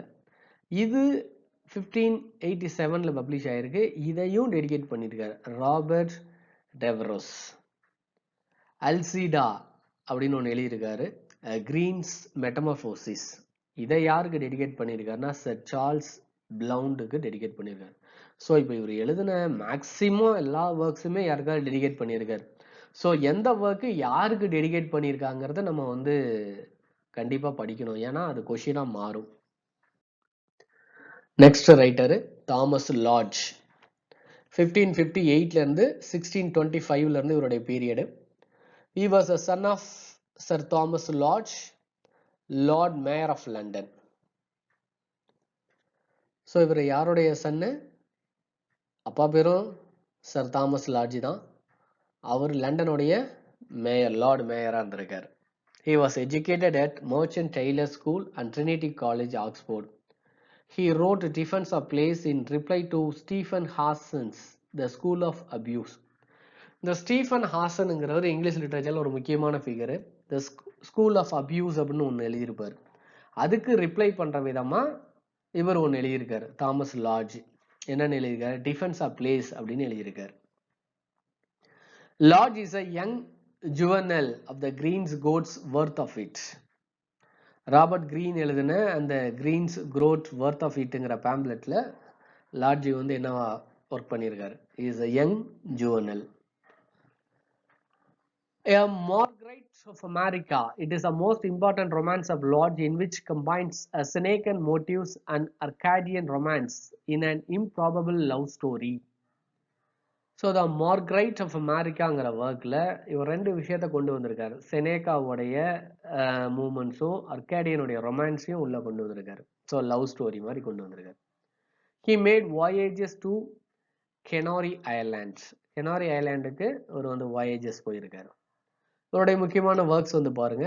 எ looking glass for London and England. இது வந்து ராபர்ட் கிரீனோட சேர்ந்து கொலாபரேட்டிவா எழுதுனது. The wounds of civil war அப்படின்னு ஒன்று எழுதியிருக்காரு. ரோசலின் ஆர் யூஃபியூஸ் கோல்டன்ஸ் லீகசின்னு ஒன்று எழுதியிருக்காரு. அண்ட் அலாம் அகைன்ஸ்ட் யூசரஸ் அப்படின்னு ஒன்று எழுதியிருக்காரு. சிசிலாஸ் மெட்டமார்போசிஸ் அப்படின்னு ஒன்று எழுதியிருக்காரு. எ ஃபிக் ஃபார் மோமஸ் அப்படின்னு எழுதியிருக்காரு. He introduced classical satires and verses epists for the first time into English. அதான் முத கிளாசிக்கல் சட்டையரை யூஸ் பண்ணுவார். சட்டையர் அப்படின்னா கிரிட்டிசைஸ். Next Thomas Kyd. 1558 1594 வரைக்கும் இவருடைய period. He was an English playwright, the author of Spanish tragedy or Hieronima is mad again அப்படிங்கிற Thomas Spanish ட்ராஜடியை எழுதினவர் இவர் தான். ஸ்பானிஷ் ட்ராஜடிக்கு இன்னொரு பேர் தான் ஹிரோனிமா இஸ் மேட் அகைன். திரும்ப வந்து மேட் ஆயிட்டான், பைத்தியம் ஆயிட்டான் அப்படின்னு. He was enrolled in Merchant Taylor School. His fellow students were Edmund Spenser and Thomas Lodge. இவர் ஸ்கூல்ல படிக்கும் போது இவர் கூட படித்த பசங்க தான் ஃப்ரெண்ட்ஸு தான் எட்மண்ட் ஸ்பென்சரு, தாமஸ் லாட்ஜ்லாம். இப்போலாம் ஒரே ஸ்கூல்ல தான் படிச்சிருக்காங்க. There is no evidence that Kitt attended any one of university. Thomas Kyd வந்து யூனிவர்சிட்டியில் போய் படித்த மாதிரிலாம் எந்த ஒரு எவிடன்ஸும் இல்லை. Thomas Heywood called him famous hit. Thomas ஹேவுட்டுங்கிறவர் தான் தாமஸ் கிட்ட வந்து என்னன்னு சொல்லி கூப்பிடுறாரு? ஃபேமஸ் ஹிட் அப்படின்னு சொல்றாரு. The full title of the Spanish tragedy. Spanish tragedy full title வந்து பாருங்க. Spanish tragedies containing the lamentable end of Don Horatio and Belle Imperia with the pitiful death of old Hieronimo அப்படின்னு ஒரு பெரிய title கொடுத்திருக்காரு. His other work is Robert Garnier's Coronelia அப்படிங்கிற ஒரு work. இது வந்து 1594 பப்ளிஷ் பண்ணியிருக்காரு. Plays attributed to Kitt in a whole or in part includes Soliman and Presida, King Lear, Arden of Feversham and Edward III. இதெல்லாம் அவருடைய works. Thomas Hobbins discovered that Kitt was named the author of Spanish tragedy in 1773. So Thomas hit வந்து எப்போ அவருடைய name வந்து கொடுக்கப்பட்டது, அவருடைய famous எப்போ ஆனார்னா Spanish tragedy வந்து 1773 வந்ததுக்கு அப்புறம் தான். Francis Mears placed him among our best for tragedy. இந்த பிரான்சிஸ் மியர்ஸ்ங்கிறவர் என்ன சொல்லியிருக்காருன்னா அவர் பெஸ்ட் ஃபார் ட்ராஜடி, ட்ராஜடிக்கு இவர் தான் பெஸ்ட் அப்படின்னு சொல்லியிருக்காரு. The Spanish tragedy was arguably the most popular play of the Shakespeare. Age of ஷேக்ஸ்பியர்ல இந்த ஸ்பானிஷ் ட்ராஜடிங்கிறது ரொம்ப popular. Other works by Kyd or his translation of Torquato Tasso, Barro di Familia, published as The Householder's Philosophy 1588 and Robert Garnier's Garnilia 1594. He is also presumed author of the pamphlet in the prose entitled The Murder of John Breven 1592. இதெல்லாம் அவருடைய famous work. இது Torquato Tasso's Barro di Famiglia. இதை தான் வந்து என்னவா publish பண்ணப்பட்டிருக்காங்க, the house holders ஃபிலாசபின்னு publish பண்ணப்பட்டிருக்கு. ராபர்ட் கார்னியஸ் கார்னிலியா, அப்புறம் இவருடைய பேம்ப்ளெட் வந்து the murder of John Brewen. இதெல்லாம் ரொம்ப முக்கியமான ஒர்க்ஸ் இவர் எழுதுனது. ஊர் ஹாம்லெட் அப்படின்னு ஒரு பிளே எழுதியிருக்காரு. This play is now lost. இப்போ இந்த பிளே இல்லை. Ben Jonson mention Hieronimo in introduction to his Cynthia's Revels 1600 and quotes from the play in Every Man in His Humor 1598. Ben Jonson அவருடைய ஒர்க்கில் Cynthia's ரெவல்ஸ்லையும் every man in his ஹியூமர்லையும் இரோனியமாவை mention பண்ணியிருக்காரு, introduction கொடுத்துருக்காரு. TS ஈலியட்டுமே quote பண்ணியிருக்காரு அவருடைய வேஸ்ட்லேண்ட் போயம்ல. அவருடைய கோட் வந்து பார்த்தீங்கன்னா the less I speak the more I meditate அப்படின்னு கொடுத்துருக்காரு. the less I speak, பேச்சு கொஞ்சமா இருக்கணும், the more I meditate, படிக்கிறது மெடிடேட் பண்றது நிறைய இருக்கணும். Thomas Haywood wrote Apology for Actors in the reference of the Spanish tragedy. Thomas hit எழுதின ஸ்பானிஷ் ட்ராஜடியை ரெஃபரன்ஸ் வச்சு தாமஸ் ஹேவுட்ங்கிறது அவர் வந்து என்ன எழுதியிருக்காரு, அப்பாலஜி ஃபார் ஆக்டர்ஸ்னு ஒரு ஒர்க் எழுதியிருக்காரு 1612. நெக்ஸ்ட் தான் நம்ம யூனிவர்சிட்டி விட்ஸோடைய பைனியர்னு சொல்லலாம், Christopher Marlowe. Christopher Marlowe was born in Canterbury only a few months before Shakespeare. ஒரு கொஞ்ச மாசத்துக்கு முன்னாடி தான் கிறிஸ்டபர் மார்லோ பிறந்திருக்காரு, ஷேக்ஸ்பியருக்கு பிறந்த கொஞ்சம் மாசத்துக்கு முன்னாடி. அப்படின்னா ஷேக்ஸ்பியருக்கு ஒரு senior. Is considered the Shakespeare's master in tragedy. ஆனா ஷேக்ஸ்பியருடைய மாஸ்டர்னு சொல்லலாம் யார, கிறிஸ்டபர் மார்லோவை. ரெண்டு பேருமே வந்து நல்ல ட்ராஜடி எழுதினவங்க தான், டிராமாஸ் எழுதினவங்க தான். ஆனா ஷேக்ஸ்பியரை தான் is a father of English டிராமான்னு சொல்றோம், மார்லோவை நம்ம சொல்லல. ஆனா ஷேக்ஸ்பியர் ஃபாலோ பண்ணது மார்லோவை தான் ஃபாலோ பண்ணியிருக்காரு, அவருடைய ட்ராஜடி எடுத்து தான் பண்ணியிருக்காரு. He was a son of poor shoemaker John Marlowe. John Marloweோடைய பையன் தான் Christopher Marlowe. He studied at Cambridge. கேம்பிரிட்ஜில் படிச்சிருக்காரு. இவரோட 23 வயசுல, அதாவது 1587லேயே வந்து டேம்பர்லைன்ங்கிற ஒர்க் பிளேவை வந்து ப்ரொடியூஸ் பண்ணிட்டார். He wrote only tragedies during 5 years of his writing career. மொதல் 5 வருஷத்துல வெறும் ட்ராஜடியா தான் எழுதுறாரு. A warrant was issued for Marlowe's arrest on 18th May 1593 and no reason was given for it. இவருக்கு 1593ல வாரண்ட் வந்து இஷ்யூ பண்ணியிருக்காங்க, ஆனா என்ன ரீசன் கொடுக்கல. அந்த வாரண்ட்ல நோ ரீசன் அப்படின்னு சொல்லு நமக்கு தெரியல. He was stabbed to death by Ingram Fraser in 1593. So அதே 1593ல இவரை வந்து இன்கிராம் ஃப்ரைசர்ங்கிறவரு ஸ்டாப் பண்ணிட்டார், குத்திட்டார். Marlowe's first play was performed on the regular stage in London in 1587 was Tamburlaine the Great. 23 வயசுல எழுதினார் இல்லையா Tamburlaine the Great, அது 1587ல லண்டன்ல தான் வந்து பெர்ஃபார்ம் பண்ணி காட்டுறாங்க. Chamberlain who rises from the shepherd to warlord. இந்த சாம்பர்லைனுங்கிறவர் ஒரு ஷெப்பர்டா இருந்து, ஆடு மேய்க்கிறவரா இருந்து எப்படி அந்த வாரோடைய லார்டு ஒரு கேப்டனா வராரு. ஸோ பைபிள்ல வந்து கிங் டேவிட்னு ஒருத்தரை படிச்சிருப்போம், தமிழ்ல தாவீதுன்னு சொல்லியிருப்பாங்க. ஒரு ஆடு மேய்க்கிற பையன் தான். ஸோ ஒரு ஆடு மேய்க்கிற இடத்துல இருந்து அவர் வந்து இஸ்ரேலோடைய கிங்கா மாறுறாரு. அந்த மாதிரி இந்த Tamburlaine the Great, ஒரு shepherd to warlord. இதனுடைய சக்சஸுக்கு அப்புறம் Tamburlaine பார்ட் 2 எழுதுறாரு. ரெண்டு பார்ட்டுமே வந்து 1590ல பப்ளிஷ் பண்ணப்படுது. All Marlowe's other works were published posthumously. Posthumously அவர் இறந்ததுக்கு அப்புறம் தான் மற்ற ஒர்க்ஸ் எல்லாமே பப்ளிஷ் ஆகுது. Ben Jonson coin the phrase, ஒரு பிரேஸ் வந்து பென் ஜான்சன் காயின் பண்றாரு, மார்லோஸ் மைட்டி லைன்ஸ் அப்படின்னு. மார்லோஸோடைய மைட்டி லைன்ஸ், அவருடைய லைன்ஸ் எல்லாமே it's a powerful lines. That means Marlowe's blank verse with new vigor, force, fire and suit his heroic themes.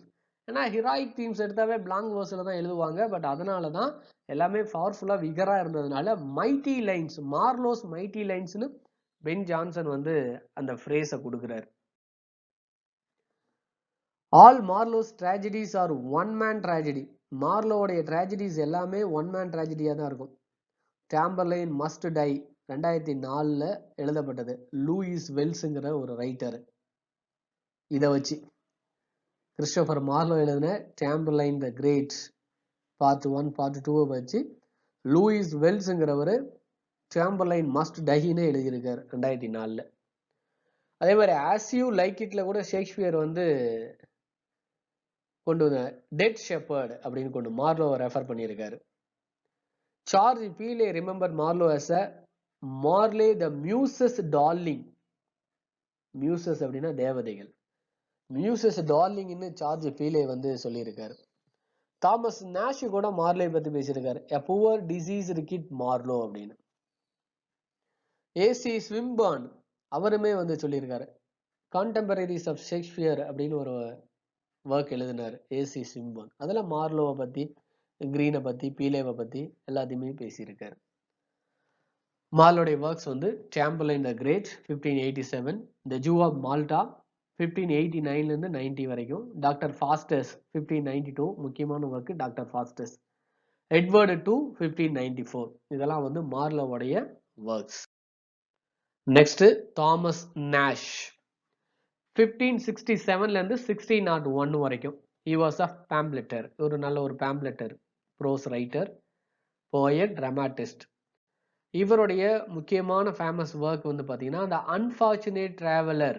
The unfortunate traveller, அதுக்கு இன்னொரு பேரு the life of Jack Wilton. இவர் தான் first பிகாரஸ் நாவல் ஃபார்முக்கு இங்கிலீஷ்ல வந்தது. பிகாரஸ் அப்படின்னா roaming personality, a person who roams here and there. அதை தான் வந்து பிகாரஸ் நாவல்னு சொல்லுவோம். ஒரு பிறப்புல இருந்து வளர்ற வரைக்கும் அது வந்து ஒரு இடம் விட்டு இடமா போயிட்டே இருக்கிறது. இதை தான் வந்து பிகாரஸ்ன்னு சொல்லுவாங்க. இவர் தான் அந்த பிகாரஸுக்கு வந்து ஆரிஜின் கொண்டு வந்த ஒரு இன்ட்ரடக்ஷன்னு சொல்லலாம். He was educated at University of Cambridge. கேம்பிரிட்ஜில் படித்தவர். In 1589 he wrote The Anatomy of Absurdity and the preface to Green's Menaphone. இவர் எழுதுனது வந்து இந்த அனாட்டமி ஆஃப் அப்சர்டிட்டின்னு எழுதினாரு. அது மட்டும் இல்லாமல் ராபர்ட் கிரீனுடைய மெனஃபோனுக்கு இவர் ப்ரிஃபேஸ் எழுதியிருக்காரு, முன்னுரை. ப்ரிஃபேஸ் அப்படிங்கிறது முன்னுரை. He wrote preface to Thomas Newman's unauthorized edition of Astrophel versus Astrophel. Thomas நியூமேனுக்கும் இவர் வந்து ப்ரிஃபேஸ் எழுதியிருக்காரு. Pius Penniless is Supplication to Devils, a satire focused on 7 deadly sins, was Nash's most distinctive work. Thomas நேஷோடைய ரொம்ப முக்கியமான ஒர்க்னு எடுத்தீங்கன்னா piers பெனிலஸ், அதாவது 7 deadly sins பற்றி எழுதியிருப்பார். Summers last will and testament, இதுவும் ஒரு பிகாரஸ் நாவல் தான். Tidot, the Queen of Carthage, is supposed to collaborative work with Christopher Marlowe. Christopher Marlowe கூட சேர்ந்து தாமஸ் நாஷ் ஒரு கொலாபரேட்டிவ் ஒர்க் எழுதினார்னா அதான் Tidot, the Queen of Carthageங்கிறது. நெக்ஸ்ட் சர் பிலிப் சிட்னி 1554லேருந்து 1586 வரைக்கும் அவருடைய period. Sir Philip Sidney was an English poet, courtier, scholar and soldier. ஒரு பெரிய நல்ல சோல்ஜரு, நல்ல போயட்டும் கூட. எலிசபெத்தின் ஏஜில் வந்தவர். He was born in Kent also. இதில் நம்ம பார்த்த ஆளுங்க மெஜாரிட்டி எல்லாம் கெண்டில் பிறந்தவங்க தான். Is younger sister Mary married to Henry Herbert. இவங்களுடைய யங்கர் சிஸ்டர் இப்போ நேம் வந்து மேரி, அவங்க வந்து ஹென்ரி ஹெர்பர்ட்டை வந்து மேரேஜ் பண்ணிட்டாங்க. ஹென்ரி ஹெர்பர்ட் யாருன்னா Earl of Pembroke, who was a writer, translator and literary patron.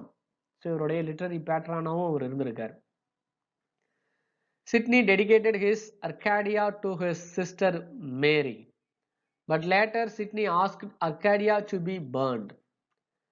So அவருடைய தங்கச்சிக்கு அவர் ஒரு ஒர்க் அர்காடியாங்கிற ஒர்க் எழுதினாரு. அப்புறம் அவரே வந்து என்ன பண்ணியிருக்காரு, அந்த ஒர்க்கை வந்து நீங்கள் அதை எரிச்சிருங்கன்னே சொல்லியிருக்காரு. In 1572, he was elected as a member of parliament Shrewsbury. ஸ்ட்ரூபரிக்கு இவர் மெம்பர் ஆஃப் பார்லிமெண்டாகவும் மாறிருக்கார், எம்பியாவும் இவர் எலெக்ட் பண்ணியிருக்காங்க. நல்ல ஒரு ஹையஸ்ட் பொசிஷனாக தான் வாழ்ந்திருக்கார். Sidney dedicated his sonnet Astrophel and Stella to Benilov Diverux. பெனிலோஃப் டிவரக்ஸ்ங்கிறவருக்கு இவருடைய சானட்டை வந்து டெடிகேட் பண்ணியிருக்காரு, அஸ்ட்ராஃபல் and ஸ்டெல்லாவை. In 1579, Sidney was retired from the court of Elizabeth on the account of writing a letter to Elizabeth about his opposition and the French marriage of Edward de Wes, the Earl of 17th Earl of Oxford, which Elizabeth forbade. In 1585, he returned to Elizabeth court. இவர் 1579ல இவர் ரிட்டையர்மெண்ட்டை எழுதுறாரு, நான் வந்து இந்த சர்வீஸ்லேருந்து retired ஆகிக்கிறேன் அப்படின்னு சொல்லி Elizabeth எழுதுறாரு. எதுக்காக இந்த லெட்டரை எழுதுறாருன்னா, இந்த மேரேஜ், அந்த ஃப்ரெஞ்சு மேரேஜை, எட்வர்டு டி வேர்ஸோடைய ஃப்ரெஞ்சு மேரேஜை அப்போஸ் பண்ணி எதிர்த்து இவர் வந்து எழுதுறாரு. ஆனாலும் திரும்பவும் 1585ல திரும்பவும் எலிசபெத் கோர்ட்டுக்கே வந்துடுறாரு. In 1586, he fought in the Battle of Zutphen, where he was wounded in the thigh and within a month he died. ஏன்னா ஒரு பெரிய சோல்ஜர் இல்லையா, ஸோ அந்த பேட்டில் ஆஃப் சுத்தனில் அவர் கலந்துக்கிறாரு. அதில் ரொம்ப அடிபட்டுருது, அவருக்கு தையில் பயங்கரமாக அடிபட்டுருது. பட் ஒரு மாதத்துலேயே இறந்துடுறாரு. During his funeral, London crowd said about him.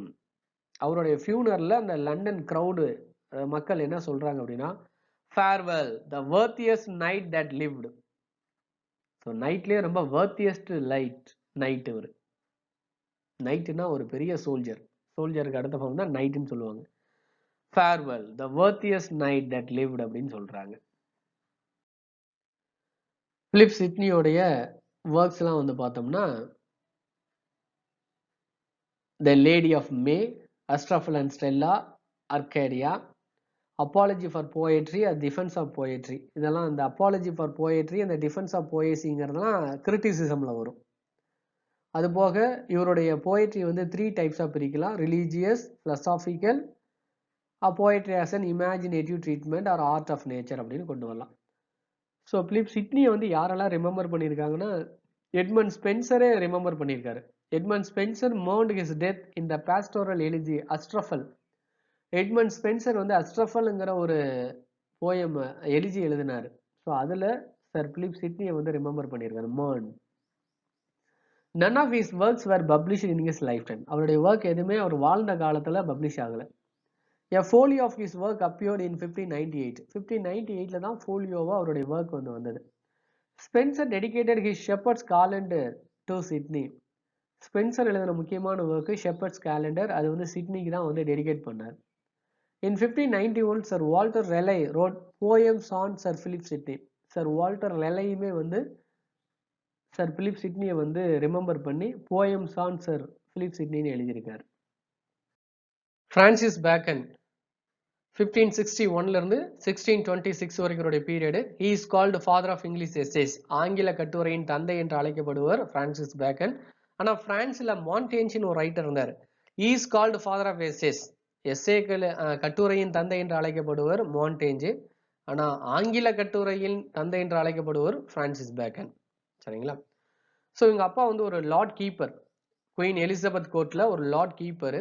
So Francis bacon அடிக்கடி அப்பா கூட போகிறதுனால குயின் எலிசபெத் வந்து பிரான்சிஸ் பேக்கன் சொல்லி கூப்பிடுவாங்களாம், லிட்டில் லார்ட் கீப்பர் அப்படின்னு சொல்லி கூப்பிடுவாங்களாம். ஸோ ஒரு படிப்படியாக மேலே வர்றார். கோர்ட்டில் வந்து ஃபஸ்ட்டு நைட் ஆகுறாரு, அதுக்கப்புறம் சாலிசிட் ஜெனரல் ஆகுறாரு, அதுக்கப்புறம் அட்டார்னி ஜெனரல் ஆகுறாரு, அதுக்கப்புறம் லார்ட் கீப்பர் ஆகுறாரு. லார்ட் கீப்பருக்கு அப்புறம் லார்ட் சான்சலர் ஆகுறாரு. 1618ல லார்ட் சான்சலர் ஆகிட்டார். இப்படி படிப்படியாக வந்தவர் 1621ல இவர் மேல வந்து பிரைபரி சார்ஜ் பண்றாங்க, ஏதோ ஊழல் குற்றச்சாட்டு பண்ணி இவர்கிட்ட இருக்கிற எல்லா மெம்பர்ஷிப்பும் எல்லா பதவிகளையும் அவர் பறிச்சுக்கிட்டு இவருக்கு ஃபைனும் போடுறாங்க. 40,000 பக்கம் ஃபைன் போட்டு லைஃப் இம்ப்ரீஸ்மெண்ட் பண்றாங்க, வாழ்நாள் முழுக்க ஜெயில் அப்படின்னு. ஆனா மனுஷன் நெக்ஸ்ட் நாளே ஹி வாஸ் ரிலீஸ்டு. எல்லா சார்ஜ் பண்ணி போறாரு, உள்ள போறாரு, அடுத்த நாளே இவர் என்ன பண்றாங்க, ரிலீஸ் பண்ணி வெளியில வந்துடுறாரு. அலெக்சாண்டர் போப் வந்து இவரை பத்தி என்ன சொல்லியிருக்காரு பாருங்க. இப்ப பார்ட்ஸ் அல்யூர் தி, அல்யூர் அப்படின்னா ஒரு மயக்கம், ஒரு வசீகரம். Think how Bacon shined, the wisest, the brightest, the meanest of mankind. இவ்வளவுதான் இருந்தாலும் அவர் எப்படி ஷைன் ஆயிருக்காரு பாருங்களேன். எவ்வளவு ஞானம், வைசஸ்ட்னா ஞானம், பிரைட்டஸ்ட் தெளிவு, மீனஸ்ட் ஆஃப் மேன்கைண்ட் அப்படின்னு சொல்லியிருக்காரு அலெக்சாண்டர் போப். ட்ரைடனு, ஜான்சனு, அலெக்சாண்டர் போப்பு இவங்க எல்லாமே பெரிய கிரிட்டிக்கு, யாரையும் நல்ல விதமா கிரிட்டிசைஸ் பண்ணவே மாட்டாங்க. அப்படி இருந்தும் அலெக்சாண்டர் போப் வந்து பிரான்சிஸ் பேக்கனை நல்லா தான் சொல்லியிருக்காரு. Bacon is called the father of empiricism, the father of scientific method by Voltaire. வால்டேர்ங்கிறவரு என்னன்னு சொல்லியிருக்காருன்னா, Francis Bacon is the father of empiricism. எம்பிரிசிசம்னா practical science, father of scientific method அப்படின்னு சொல்லியிருக்காரு. இவருடைய முக்கியமான ஒர்க்ஸ் வந்து பார்த்தீங்கன்னா அட்வான்ஸ்மெண்ட் ஆஃப் லேர்னிங் 1605ல. இவருடைய ஃபுல் டைட்டில் வந்து பார்த்தீங்கன்னா of the proficience and advancement of learning divine and human அப்படின்னு எழுதியிருக்காரு. அடுத்து இன்ஸ்டோரேஷியோ மேக்னா அப்படின்னு ஒன்று எழுதியிருக்காரு. நியூ அட்லாண்டிஸ் எழுதியிருக்காரு. த நோவம் ஆர்கானம் அப்படின்னு ஒன்று எழுதியிருக்காரு. ஹிஸ்ட்ரி ஆஃப் ஹென்ரி 7th எழுதியிருக்காரு. இவருடைய எஸ்ஸேஸ் வந்து 3 எடிஷனா பப்ளிஷ் பண்ணப்பட்டிருக்கிறது. ஃபர்ஸ்ட் எடிஷன்ல வந்து பார்த்தீங்கன்னா 1595ல 10 எஸ்ஸேஸ். அதில் வந்து பார்த்தீங்கன்னா இதெல்லாம் இன்க்ளூட் ஆயிருக்குன்னா Christian meditation and of the colours of good and evil அப்படின்னு வந்திருக்கு. எடிஷன் 2 வந்து எப்போ பப்ளிஷ் ஆயிருக்குன்னா 1612ல. இதில் தான் வந்து 38 எஸ்ஸேஸ் பப்ளிஷ் ஆயிருக்கு. எடிஷன் 1ல 10 எஸ்ஸே, எடிஷன் 2ல 38 எஸ்ஸேஸ். இந்த 38 எஸ்ஸேஸ்ல எதெல்லாம் இன்க்ளூட் ஆயிருக்கு? Of death, of religion, of life, of nobility of despatch, of friendship, of ambition, of young man and age, of beauty, of nature in men, of custom and education, of fortune, of vain glory, of praise etcetera. Next edition 3 இது வந்து 1625ல வந்து publish பண்ணப்பட்டிருக்கு. இதில் தான் 58 essays, 58 essays வந்து publish பண்ணப்பட்டிருக்கிறது. இதில் எதெல்லாம் இன்க்ளூட் ஆகுது வந்து பாருங்க. Of truth, of revenge, of adversity, of stimulation, of dissimulation, of envy, of boldness, of travel, of delays, of innovation, of suspicion, of plantation, of prophecies etcetera. So இதனுடைய full title வந்து எப்படி கொடுத்துருக்காரு அப்படின்னா essays religious meditation places of persuasion and dissuasion seen and allowed அப்படின்னு கொடுத்துருக்காரு. அது போக மற்றது த விஸ்டம் ஆஃப் ஆன்ஷியன்ஸ் அப்படின்னு சொல்லி 1609ல வந்து எழுதியிருக்காரு. மெடிடேஷன் சாக்ரே 1597ல எழுதியிருக்காரு. இது வந்து பார்த்தீங்கன்னா ரிலீஜியஸ் மெடிடேஷன்ஸ்.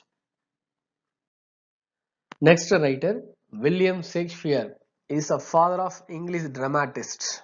ஆங்கில நாடகத்தின் தந்தை என்று அழைக்கப்படுபவர் William Shakespeare. So William Shakespeare வந்து பார்த்தீங்கன்னா is a poet, playwright and actor also. Playwright அப்படின்னா ட்ராமா எழுதுறவங்கள தான் பிளே ரைட்னு சொல்லுவோம். இவர் 37 ட்ராமாஸ் எழுதியிருக்காரு, 154 சானட்ஸ் எழுதியிருக்காரு. ஸோ அப்ராக்சிமேட்லாக 39 பிளேஸ்ன்னு சொல்லியிருக்காங்க. He was born and raised in Stratford upon Avon, Warwickshire. So இவர் பிறந்து வளர்ந்த ஏரியா வந்து பார்த்தீங்கன்னா வார்விக்ஷயர், ஸ்ட்ராட்ஃபோர்ட் அப்பான் ஆவன் அப்படின்னு சொல்லுவாங்க. Shakespeare produced most of his known works between 1589 and 1613. 1589ல இருந்து 1613 வரைக்கும் அவருடைய ஒர்க்ஸ் எல்லாம் எழுதப்பட்டது. Until about 1608 he wrote mainly tragedies among them. 1608ல மெயினாக ட்ராஜடிஸ் தான் எழுதுறாரு. அது எந்தெந்த ட்ராஜடிஸ் அப்படின்னா Hamlet, Othello, King Lear, Macbeth. All considered to be among the finest works in English language.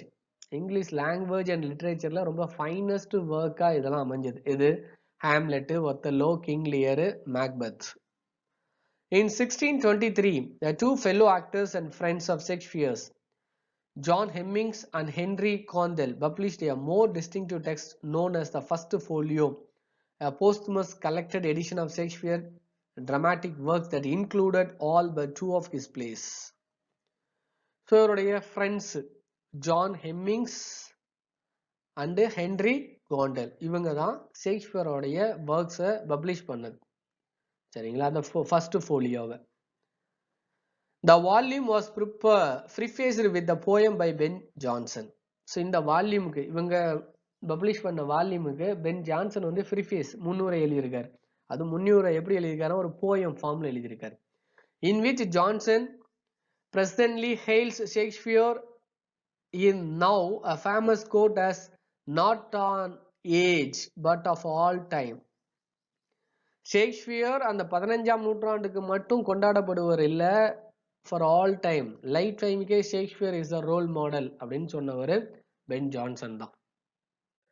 ஷேக்ஸ்பியருடைய plays வந்து இங்க லிஸ்ட் அவுட் பண்ணியிருக்காங்க. ஹென்ரி 4th பார்ட் 1, 2 எழுதியிருக்காரு. ஹென்ரி 6th பார்ட் 1, 2, 3 எழுதியிருக்காரு. ரிச்சர்டு 3 எழுதியிருக்காரு. The Comedy of Errors, Merchant of Venice, Machado, About Nothing, Titus Andronicus, The Taming of Shrew, The Two Gentlemen of Verona, Love's Labour's Lost, Romeo and Juliet, Richard II, A Midsummer's Night's Dream, The Life and Death of King John, King Henry V, Julius Caesar, As You Like It, Twelfth Night, Twelfth Night இன்னொரு name தான் What You Will, Hamlet, Timons of Athens, The Merry Wives of Windsor, Troilus and Cressida, All's Well That Ends Well, Measure for Measure, Othello, The Tragedy of King Lear, Macbeth, Coriolanus, Antony and Cleopatra, Cymbeline, அதுக்கு இன்னொரு பேர் தான் King of Britain, The Winter's Tale, The Tempest. இது போக 154 sonnets எழுதியிருக்காரு. Shakespeare டோட்டலா 154 sonnets எழுதியிருக்காரு. இந்த 154 sonnetsையும் கோர்ட் ஃபோலியோ அப்படிங்கிற பேர்ல 1609ல தாமஸ் தாஃப்ங்கிறவர் பப்ளிஷ் பண்ணியிருக்காரு. The first 17 sonnets வந்து ப்ரோ கிரியேஷன் சானட்ஸ்னு சொல்றாங்க. ஏன் இதை ப்ரோ கிரியேஷன் சானட்ஸ்னு சொல்றாங்கன்னா, இந்த சானட்ஸ்ல these are addressed to a young man, அந்த யங் மேன் அட்ரஸ் பண்ற மாதிரி கொடுத்துருக்காங்க. அப்புறம் சானட் 18ல இருந்து 126 வரைக்கும் இந்த சானட்ஸ் என்னன்னு சொல்றாங்க, they are called fair youth sonnets அப்படின்னு சொல்றாங்க. சானட்ஸ் 1ல இருந்து 126 வரைக்கும் யாருக்கு அந்த சானட்ஸை டெடிகேட் பண்ணியிருக்காருன்னா மிஸ்டர் WH அப்படின்னு சொல்லியிருக்காரு. இந்த WH யாருன்னு நமக்கு தெரியாது. ஆனா கிரிட்டிக்ஸ் என்ன சொல்றாங்க அப்படின்னா, அந்த WH யாரா இருக்கலாம்னா வில்லியம் ஹெர்பர்ட்டா இருக்கலாம் அப்படின்னு சொல்றாங்க. இந்த வில்லியம் ஹெர்பர்ட் யார் அப்படின்னா ஏர்ல் ஆஃப் பெம்ப்ரோக். அப்படி இல்லைன்னா அந்த WH யாரா இருக்கலாம்னா ஹென்ரி ரயோத்ஸ்லே. இவர் யாருன்னா the Earl of Southampton. So இவங்களா இருக்கலாம் அப்படின்னு சொல்றாங்க. ஏன்னா ஆல்ரெடி ஷேக்ஸ்பியருடைய poem Venus and Adonis rape of லூக்ரியில ஆக்சுவலா யாருக்கு டெடிகேட் பண்ணியிருக்காங்க, the Earl of Southamptonக்கு டெடிகேட் பண்ணியிருக்காரு. ரிமைனிங் 127ல இருந்து 152 வரைக்கும் இருக்கக்கூடிய சானட்ஸை வந்து யாருக்கு டெடிகேட் பண்ணியிருக்காருன்னா டார்க் லேடி அப்படின்னு பண்ணியிருக்காரு. ஆனா அந்த டார்க் லேடி யாருன்னு நமக்கு தெரியாது. ஆனா அந்த டார்க் லேடியை பத்தி ஒரு டிஸ்கிரிப்ஷன் சானட் 114ல கொடுத்துருக்காரு. My female evil or my bad angel அப்படின்னு கொடுத்துருக்காரு.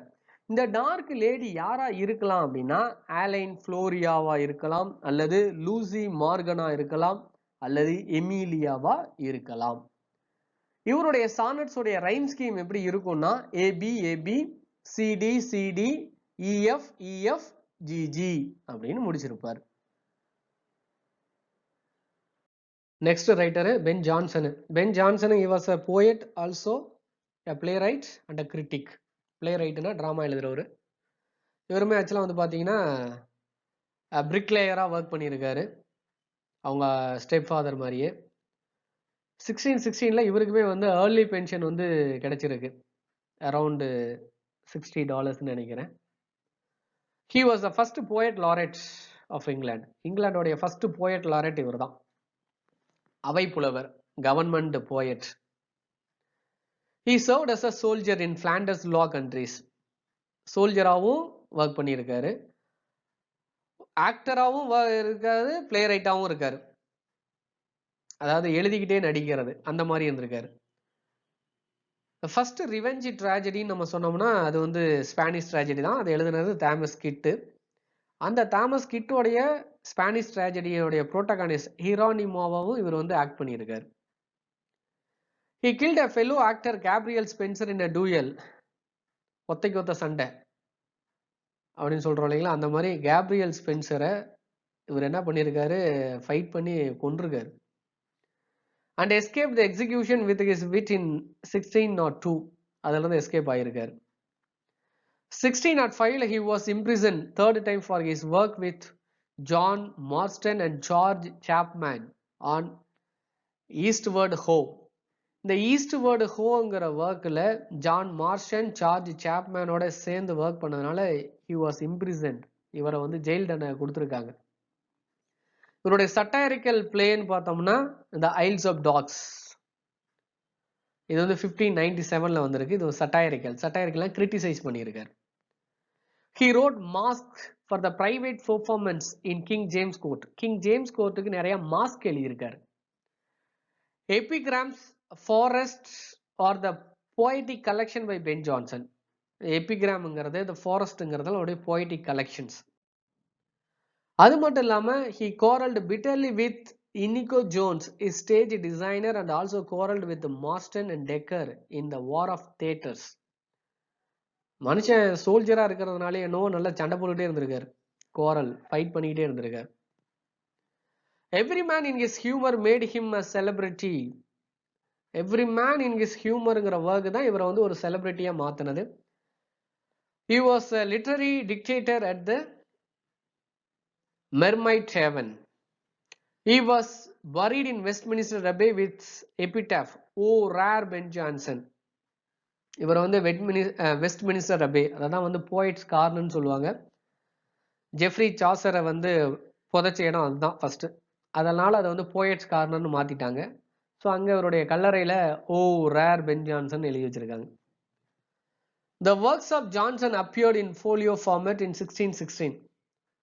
ஸோ இந்த எலிசபெத்தன் பீரியட்ல எல்லாமே உங்களுடைய ஒர்க்ஸ் எல்லாமே ஃபோலியோவாக தான் வந்து பப்ளிஷ் ஆகுது. ஷேக்ஸ்பியரோடைய ஒர்க்ஸாக இருக்கட்டும், பென் ஜான்சனுடைய ஒர்க்ஸாக இருக்கட்டும், எல்லாமே வந்து ஃபோலியோ மாதிரி தான் பப்ளிஷ் பண்ணியிருக்காங்க. Arnold also wrote a book, the English poets, Ben Jonson to Dryden. Matthew Arnold என்ன பண்ணியிருக்காரு, போயட்ஸை பற்றி ஒரு டீட்டெயில் கொடுத்துருக்காரு. ஸோ இங்கிலீஷ் போயட்ஸ்னு போட்டு அதில் பென் ஜான்சன்லேருந்து ட்ரைடன் வரைக்கும் எழுதியிருக்காரு. அலெக்சாண்டர் போப்புமே வந்து Ben Jonson brought a critical learning into work. ஒரு கிரிட்டிக்கல் லேர்னிங்கை கொண்டு வந்தவர் பென் ஜான்சன் அப்படின்னு சொன்னவர் Alexander Pope. In 1597 he was writing for Philip Henslow's a theoretical company. In the same year Henslow asked Ben to finish Thomas Nash The Isles of Dogs, now lost. Johnson was jailed for it. அப்போ ஆக்சுவலாக Philip ஹென்ஸ்லேவுக்கு இவர் வந்து theatrical work எழுதி கொடுத்துருக்காரு. இந்த Philip ஹென்ஸ்லே தான் வந்து என்ன சொல்லியிருக்காருன்னா, தாமஸ் நாஸ் வந்து ஒரு ஒர்க் எழுதிட்டு இருக்காரு, த ஐல்ஸ் ஆஃப் டாக்ஸ்னு. அது வந்து ஃபினிஷ் பண்ணல, அதை ஃபினிஷ் பண்ணி கொடுன்னு கேட்டிருக்காரு. இவர் ஃபினிஷ் பண்ணி கொடுத்துருக்காரு. எப்படி ஃபினிஷ் பண்ணாரோ தெரியல, இவரை தூக்கி ஜெயிலில் போட்டாங்க. Like Donne he revolted against the artistic conventions of the age. John Donne மாதிரியே இவருமே வந்து பார்த்தீங்கன்னா அந்த ஆர்டிஸ்டிக் கன்வென்ஷன், ரூல்ஸ் அண்ட் ரெகுலேஷன்ஸை வந்து ரிவால்வ் பண்ணுறாரு, எகைன் அதை சேஞ்ச் பண்ண நினைக்கிறார். He employed the humanist ideal of close imitation of the classics. The third collection of poetry, Underwood, appeared posthumously in 1640 edition of his works. ஒர்க்ஸுங்கிற எடிஷனில் 1640 வந்து publish ஆகுது அவருடைய collection of poetry அண்டர்வுட்னு. அது ஆக்சுவலாக எப்போ பப்ளிஷ் ஆகுது அப்படின்னா அவருடைய போஸ்துமஸ், ஆஃப்டர் டெத். பென் ஜான்சனுடைய இம்பார்ட்டன்ட் ஒர்க்ஸ் இங்க கொடுத்துருக்கோம். Every man in his humour 1598ல, every man out of his humour 1599ல, Cynthia Revels, the poetaster, the full of vivacity and fun, Volpone the fox, ரொம்ப முக்கியமான work இந்த Volpone the ஃபேக்ட்ஸுங்க. Epicoene or the silent women, the alchemist, இதுவும் முக்கியமான work.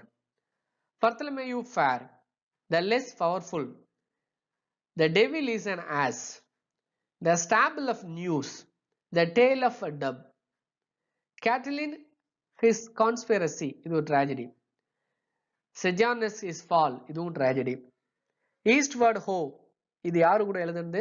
Martian and சாப்மேனோட. Poetaster, the song of Celia, magnetic lady, இதெல்லாம் அவருடைய famous முக்கியமான works. Next writer John Webster. இவருடைய பீரியட் 1580 இருந்து 1632 வரைக்கும். He was an English Jacobean dramatist. இவர் ஒரு dramatist, drama writer. Best known for his tragedies, The White Devil, The Duchess of Malfi. Duchess of Malfi எழுதினவர் இவர்தான். Which are often regarded as the masterpiece of the early 17th century. English stageல The White Devil, The Duchess of Malfi எல்லாம் அவருடைய masterpieces ன்னு சொல்லலாம். The White Devil, like Macbeth, is a tragedy of action. The Duchess of Malfi, like a King Lear, is a tragedy of suffering. The White Devilங்கிறது Macbeth மாதிரியே ஒரு action tragedy. The Duchess of Malfiங்கிறது King Lear மாதிரியே ஒரு suffering tragedy. His life and career coincides with William Shakespeare. இவருடைய life ஆகட்டும், இவருடைய career ஆகட்டும், ஷேக்ஸ்பியரோட ஒத்துப்போகும். Apart from his two major plays, The Devil's Law Case, published 1623. The Devil's Law Case னு எழுதியிருக்காரு. அது ஆக்சுவலா வந்து ஒரு கொலாபரேட்டிவ் ஸ்டடி தான், கொலாபரேட்டிவ் ஒரு ரைட்டிங் தான். Thomas Dekker was his main collaborator, who also wrote Westward Ho and Northward Ho, both of which were published 1607. 1607ல Thomas டெக்கரோட சேர்ந்து ஒரு எழுதின ஒர்க் வந்து வெஸ்ட்வர்ட் ஹோ, நார்த்வர்ட் ஹோங்கிறது. ஜான் வெப்ஸ்டரோடைய மேஜர் ஒர்க்ஸ், த மால் கான்டென்ட்னு ஒன்று எழுதியிருக்காரு, த ஆர்குமெண்டட் பை மார்ஷனோட சேர்ந்து. நார்த்வர்ட் ஹோ இது டெக்கரோட சேர்ந்து எழுதியிருக்காரு. The famous history of Sir Thomas Wyatt with டெக்கரோட எழுதியிருக்காரு. வெஸ்ட்வர்ட் ஹோங்கிறதும் டெக்கரோட எழுதியிருக்காரு. The White Devil, the Duchess of Malfi, இது ரெண்டு தான் அவருடைய மாஸ்டர் பீஸாக அமைஞ்சது. த மானுமெண்டல் காலம்னு ஒன்று எழுதியிருக்காரு. த டெவில்ஸ் லா கேஸ் அப்படின்னு ஒன்று எழுதியிருக்காரு.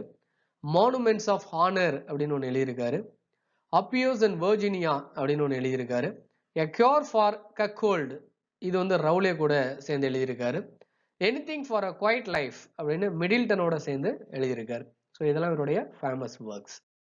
Next Beaumont and Fletcher. Beaumont வந்து பார்த்தீங்கன்னா 1584லேருந்து 1616 வரைக்கும் அவருடைய லைஃப் டைமு. ஃபிளெட்சரோடைய லைஃப் டைமு 1579லேருந்து 1625 வரைக்கும். Francis Bauman and John Fletcher are usually thought of together because of their long collaboration. இவங்க ரெண்டு பேரும் சேர்ந்து தான் கொலாபரேட்டிவ் ஸ்டடியா எழுதியிருக்காங்க. Bauman was born in 1584 while Fletcher in 1579. So Fletcher வந்து சீனியர், 1579லே பிறந்துட்டாரு. ஆனால் Bauman பிறக்கும் போது அவர் 84 தான். கிட்டத்தட்ட 5 வருஷம் வித்தியாசம் அவங்க ரெண்டு பேர்த்துக்கும். Both the writers collaborated Shakespeare in King Henry VIII and The Two Noble Kinsmen. ஷேக்ஸ்பியரோடைய சேர்ந்து இவங்க ரெண்டு பேரும் கிங் ஹென்ரி எய்த்தும் த டூ நோபல் கின்ஸ்மன் எழுதியிருக்காங்க. Shakespeare also collaborated Fletcher in writing Cardenio. கார்டினியோங்கிற ஒர்க்கை ஃபிளெட்சரோட சேர்ந்து ஷேக்ஸ்பியர் எழுதியிருக்காரு. Cardenio is regarded as Shakespeare's work also. அது ஷேக்ஸ்பியரோடைய ஒர்க்குன்னு சொல்லலாம் கார்டினியோ. J.W. Longங்கிறவர் என்ன சொல்லியிருக்காருன்னா, Bauman supplied the judgment and solid work of the play, while Fletcher furnished the high color, sentiment and lyric poetry.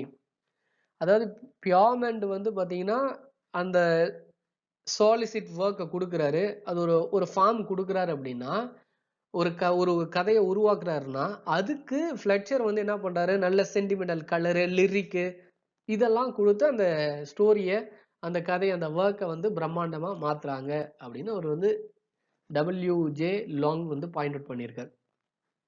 அவருடைய மாஸ்டர் பீஸ் ஒர்க்ஸ், மெயின் ஒர்க்ஸ்னு பார்த்தீங்கன்னா the faithful shepherdess அப்படின்னு ஒன்று எழுதியிருக்காங்க. இது pastoral play full of charming passages and showing the lyrical talents of the poets.